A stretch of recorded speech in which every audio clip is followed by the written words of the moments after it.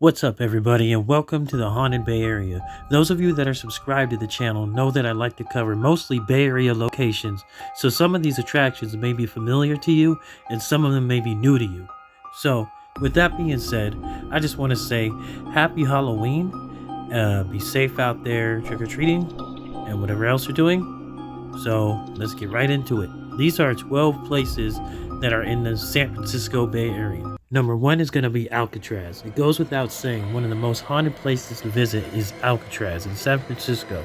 From the infamous inmates that used to call Alcatraz home to the things that happen inside its famed walls, Alcatraz has been known to give visitors a bit of a spook. Everything from voices being heard to footsteps following visitors with no one behind them. There are plenty of ghostly feels at this iconic landmark. STOW Lake at Golden Gate Park. Now this is one landmark that I might want to visit for the next episode. So, one of the best known ghostly sightings at Golden Gate Park is the White Lady at STOW Lake. The story goes that more than 100 years ago, a woman lost her baby in the lake and went after it, only to not return. At night, there have been reportings of her and her baby. This seems very interesting to me, and I feel like we can get some really good evidence if we go here, and we will be doing that soon. Number 3, Neptune Society Columbarium. The large dome building has been used as a burial site since 1998 for people who house their loved ones' ashes. There are claims of a small hand brushing up against visitors, as well as seeing the ghost of a young girl whose ashes are buried within the building. This is also a good place I'm going to visit. 4. San Francisco Art Institute. Believed to be built atop of a graveyard, the San Francisco Art Institute is said to be haunted with those buried below it, with reports of screams, footsteps, and ghostly sightings. I wouldn't want to get my education here. 5. SUTRO Baths. As one of the world's largest indoor swimming pools in 1896, the SUTRO Baths were a top-level destination for San Francisco travelers. Now, after having burned down in 1966, all that seems to linger are those ghostly guests. This one reminds me of the Hayward Plunge episode I did. You might want to check that video out. It's all in my YouTube channel, so go back and check out the Hayward Plunge episode. Coming in at number 6, the CURRAN Theater. Back in 1933, the ticket taker at the theater was robbed and killed on site. Today, guests have reported seeing him lingering in the lobby. We think that he's just waiting to take your ticket. This is also a really fun one that I want to visit for another episode, so be on the lookout for this one. Number 7, in my opinion, the very exciting MANROW house. The hauntings of the MANROW house began the first day the family moved in 1851. The haunting scared the owners so much that they held a seance to get rid of the ghosts, but it only drew more horrifying figures. The reason I'm excited to visit this place is that it was dubbed the House of Demons. Now, we don't get a lot of those here in the Bay Area, and I'm excited to see if we can actually visit it.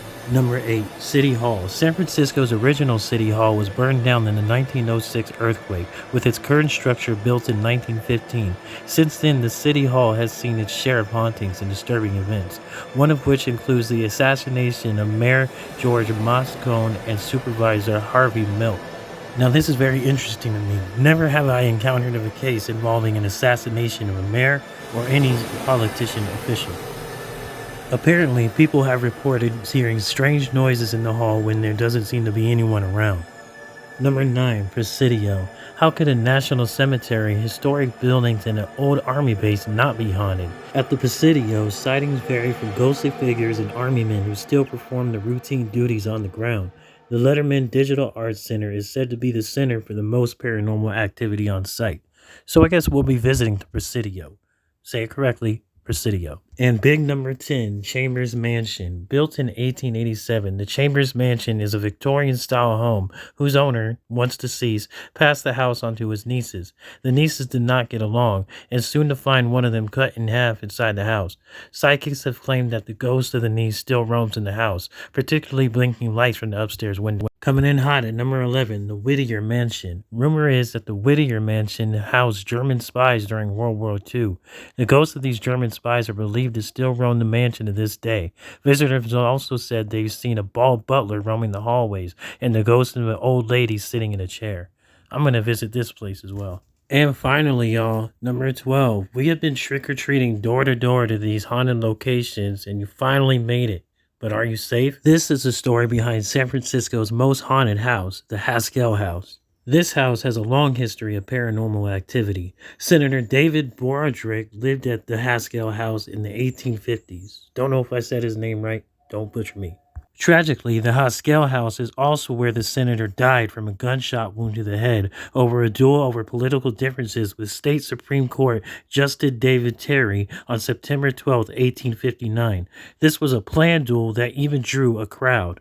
After being shot by Terry, Broderick returned to the Haskell House to recover from his gunshot. However, he eventually died 3 days later in the house.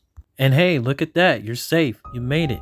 Well, that ought to do it for the Haunted Bay Area. I know there was a lack of visual on this episode, but hey, what can I say? I'm trying to let you know that I'm still around, and we still out here doing this paranormal quest. You can sort of call this video a map as to the next locations that we will be doing visually. So, with that said, have a safe and happy Halloween. Catch you next time.